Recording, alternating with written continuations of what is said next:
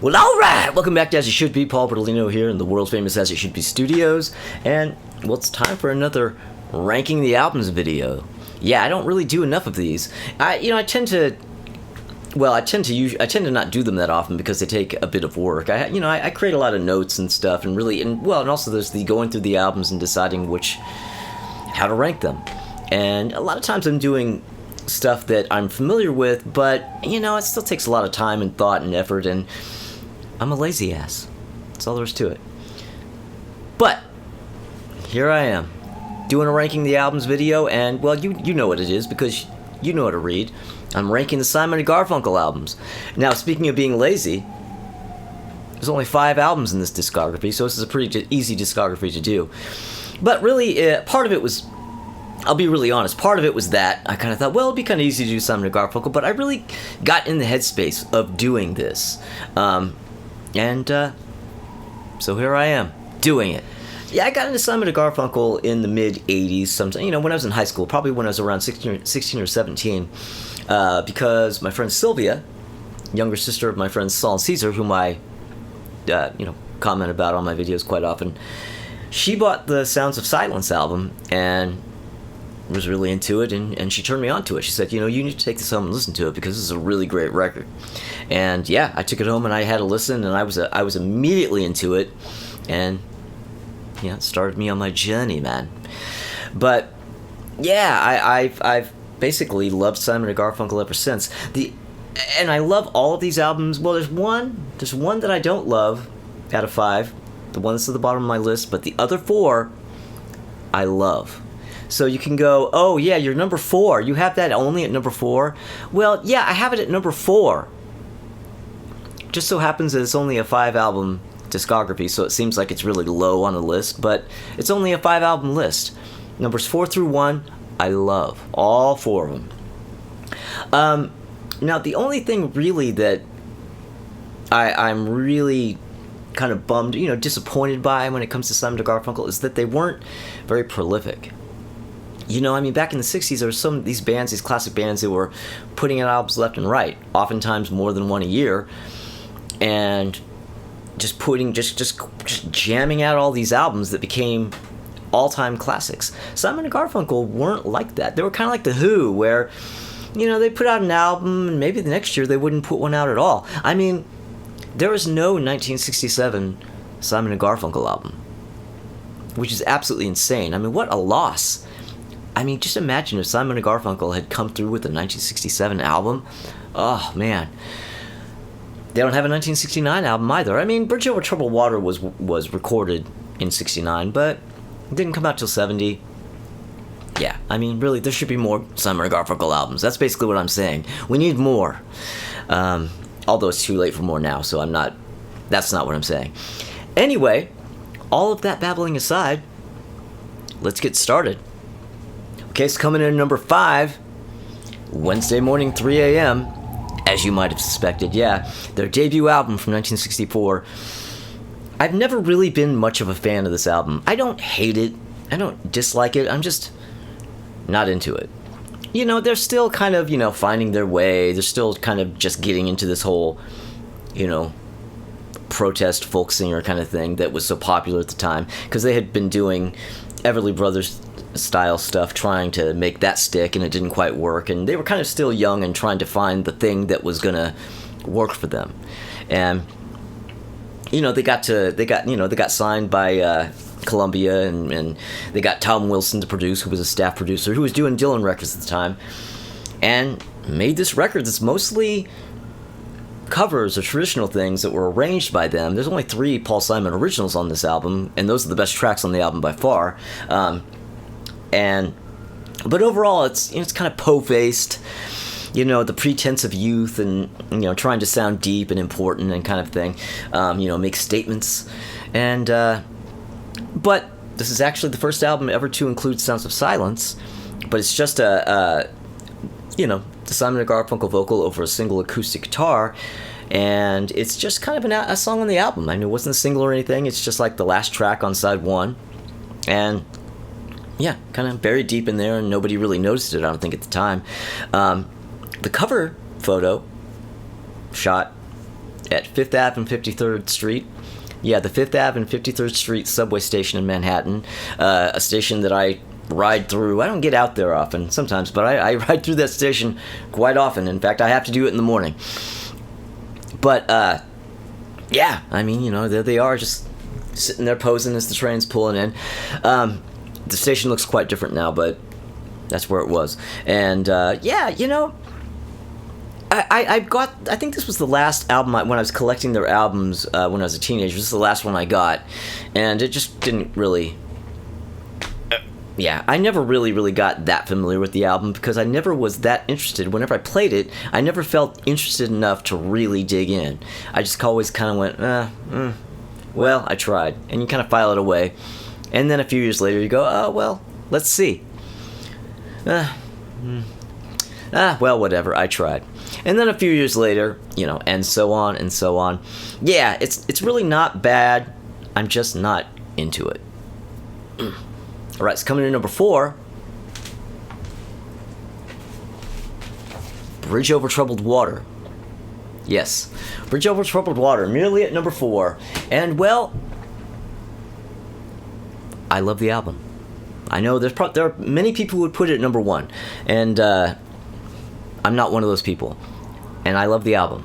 Love all 4 of these top albums. But now, it's just it's an overall thing. I mean, some of my favorite tracks are on this album, but also a lot of tracks that I'm not that into are on this album. Now, the opening track, the title track, Bridge Over Troubled Water, an absolutely amazing song, a classic to end all classics, a gorgeous song. Incredible performance from Art Garfunkel. For some reason, I just don't love it that much, and I don't know why. I mean, I can't explain it. I mean, I'm wrong.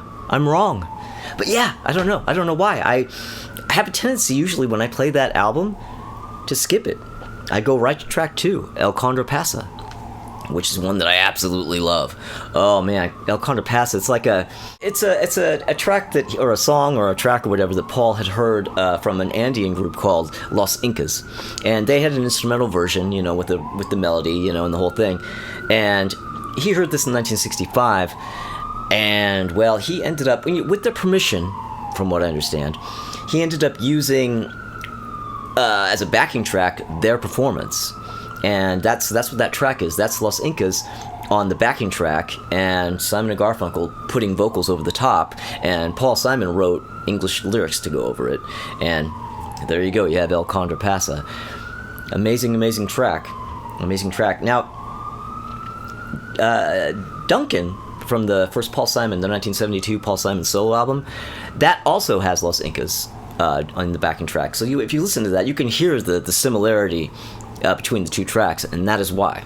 Why Don't You Write Me is another song on this album that kind of points to where Paul Simon was going on his solo album, in particular on his first solo album, because it's actually like the first, his first foray into reggae. Kind of that vibe that he has on Mother and Child Reunion. Well, he first kind of goes into that on this track, Why Don't You Write Me, which I really like. It's a track I really like from this album, but it's not one of like the really great, just like, tracks. You know what I mean? If I make my top favorite Simon & Garfunkel songs list, which I'll probably do, that wouldn't be one of them. But I really like the track. When I play the album, I don't go, oh, I'm skipping that, But yeah, there's so many great songs on it. I mean, El Condor Pasa. Cecilia's a great track, but I'm kind of tired of it.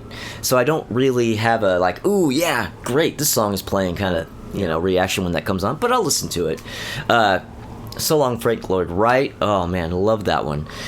Keep the Customer Satisfied. Obviously, The Boxer is an amazing track. Only Living Boy in New York. Oh my God, what a track that is. But it also has stuff like, that kind of throwaway live cover of Bye Bye Love by the Everly Brothers, and I think Song for the Asking is okay. But, Baby Driver is kind of a okay kind of throwaway track. So it has a number of throwaway tracks on it, and that's kind of what makes this album rank a little lower than the ones I have above it. But it's still an absolutely phenomenally great album. And it's also a little shorter than it was supposed to be. They originally had a track they recorded for the album called Cuba C, Nixon No, that ended up being left off because Art Garfunkel didn't like the track. And, well, Garfunkel instead wanted a song called what's it? Fuya O. Is that how you pronounce that? I always called it Fulies O, but that's not how you pronounce it. I looked it up, and there's some YouTube video of a French guy going Fuya. So I guess that's how you pronounce it. Fuya O. Anyway, Garfunkel wanted that song on the album, and Simon didn't want that one. So they each had a song that they wanted on the album that the other didn't want. So they went, screw it. Let's put neither of the songs on the album, just make it shorter. So I don't know. I would prefer more songs, but what are you gonna do? That said, I do understand. I don't think Cuba C. Nixon No would have fit on the album. I don't have a problem with the song, but yeah, it really kind of would have stood out weirdly on that album. I don't think it would have worked. But anyway, yeah, I love that album a lot, and it was probably their biggest album. I mean, they kind of went out completely on top. They peaked, and then they broke up. I guess that's how you do it when you're just that badass, right? All right. All right, so coming in number 3.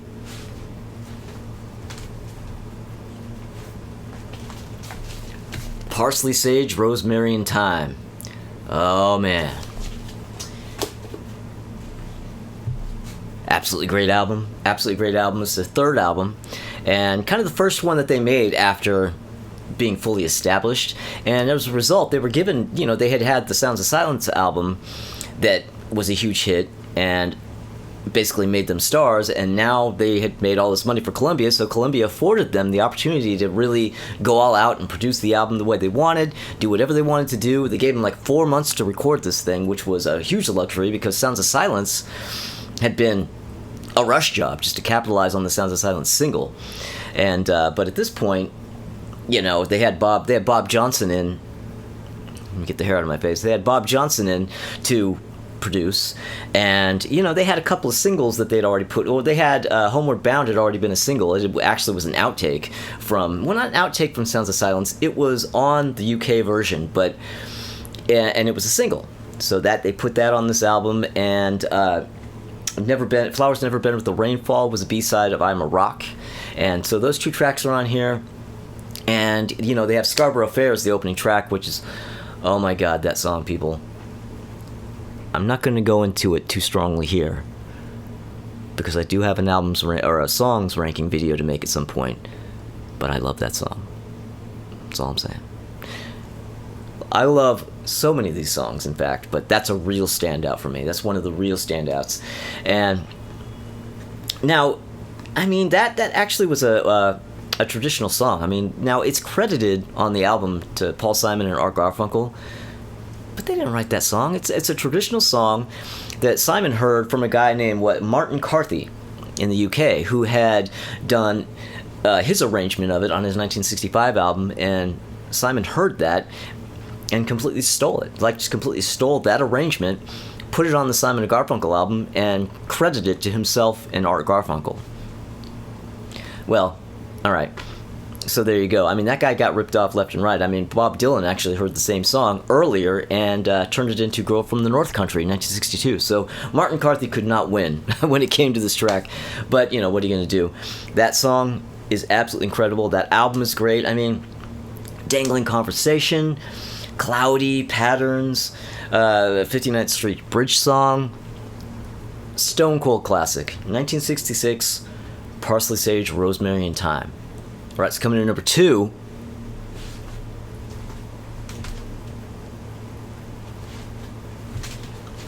Bookends. Yeah, Bookends. What an album. What a cover. Absolutely phenomenal cover. Richard Avedon,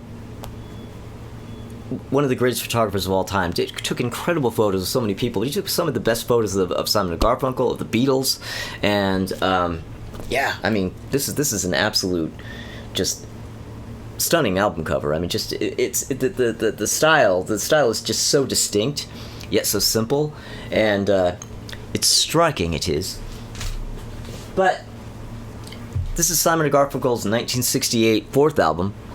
Their fourth, the Graduate soundtrack is in there too. It's kind of in between Parsley, Sage and Bookends, but it's not really an official. I'm not including it in this ranking. It's just a soundtrack album that mostly has songs that they already had on previous albums. It doesn't. Yeah, I'm not including it, but that's also great. And and I mentioned them not having a 67 release. That technically, that is a 67 release, but it's not a proper S&G album of new material. But this album, now this kind of like this is produced by Simon Garfunkel and Roy Halley. Simon Garfunkel had already been, we're already established and already had big hits and everything, but The Graduate just really shot them to the stratosphere. I mean, they really, your grandma who knew who they were at this point, and as a result, this album went to number 1. Now, this album's kind of like Magical Mystery Tour by the Beatles in that, side 1 is all new material, and side 2 is all singles and kind of stuff that they hadn't put out yet. It's like old material. And side 1 is a song cycle on aging. You kind of go from youth, different stages of life, from youth to old age, and it's literally bookended by the title track. Now, side 2, as I mentioned, is mostly singles. I mean, it's pretty much mostly singles. You have Fakin' It, you have At the Zoo, and you have Mrs. Robinson, the actual single version of the song. That version is not on the Graduate soundtrack. Hazy Shade of Winter and all that kind of stuff. But it also has Punky's Dilemma, which was a song that was written and recorded for the Graduate soundtrack, but that didn't get used. So it's like a Graduate outtake, basically.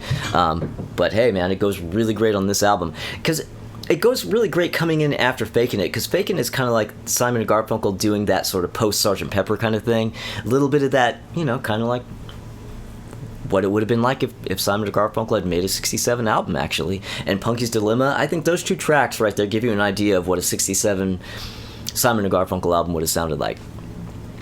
I am here for it.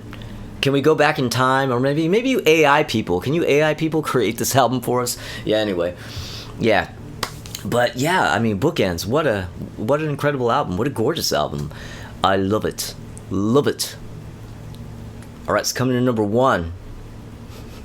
You guys already know what it is, and people are pulling their hair out. They're freaking out. Like, how could you possibly have that one in number 1? Because I've already mentioned all the albums that you guys would probably have at number 1. Well, my number 1...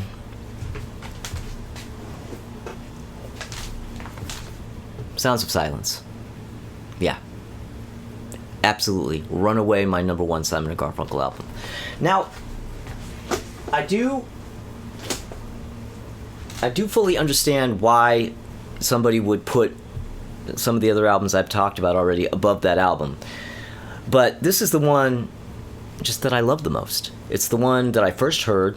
So there's a lot of sentimentality behind it, and yeah, this is the album that I first heard, as I mentioned at the beginning of the video, and there's just so much. I feel like this stuff, the stuff on this album, went the deepest into my heart.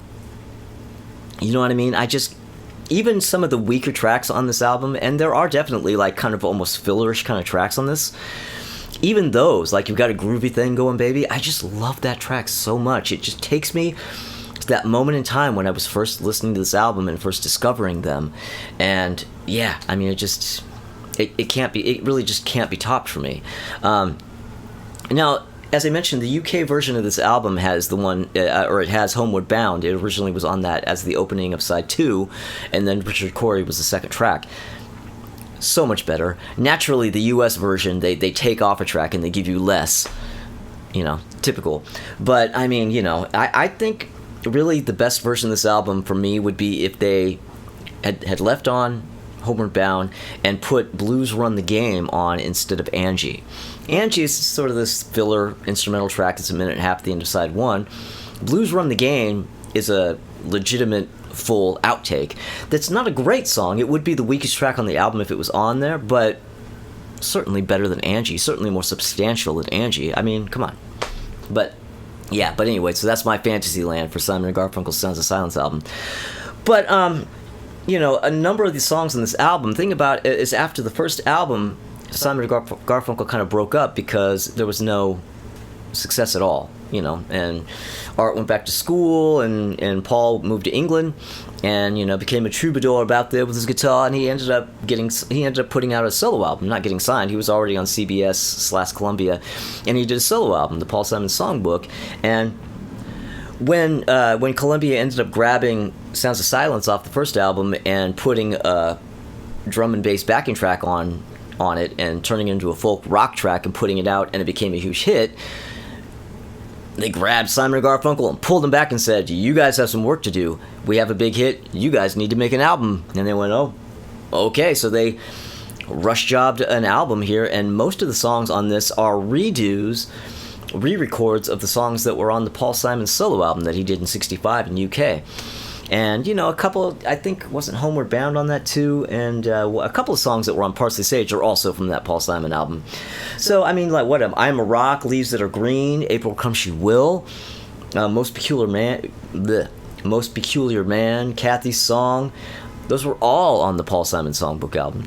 But Simon and Garfunkel re-recorded them, you know, kind of in the style and the vibe of the way the Sounds of Silence hit single was, to kind of, well, again, to capitalize on it. But, well, it brought us Simon and Garfunkel, and that's how they ended up being successful, and that's how we ended up getting them as we loved them. And I love this album so much. Like I said, even the weak tracks on this, I absolutely adore, and it is forever my number one Simon & Garfunkel album, Sounds of Silence. All right, well, there you go. That's my ranking of the extensive Simon & Garfunkel catalog, a catalog that I love so much. And, well, thank you, everybody, for watching, and thank you, everybody who is subscribed. If you haven't subscribed, maybe consider subscribing. If you do, though, you might want to click the little bell there for notifications, and like and comment and all that kind of shit. And yeah, I think that's about it. What else do I usually say when I do this? Oh yeah, come back on Thursday. Yeah, come back on Thursday, because the Albums of the Year series continues. Crystal Durant, Tommy Von Voigt are going to be here, and we're going to be discussing our favorite albums of 1973. Yeah, I think it's 73, not 70. I think so. Yeah, 73, I believe. And it's going to be amazing, because 1973 is amazing. And all right, I'll be seeing you then. Thank you, everybody. See you next time.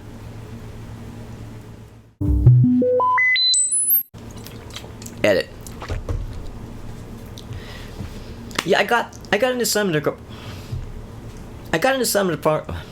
Fartfunkel.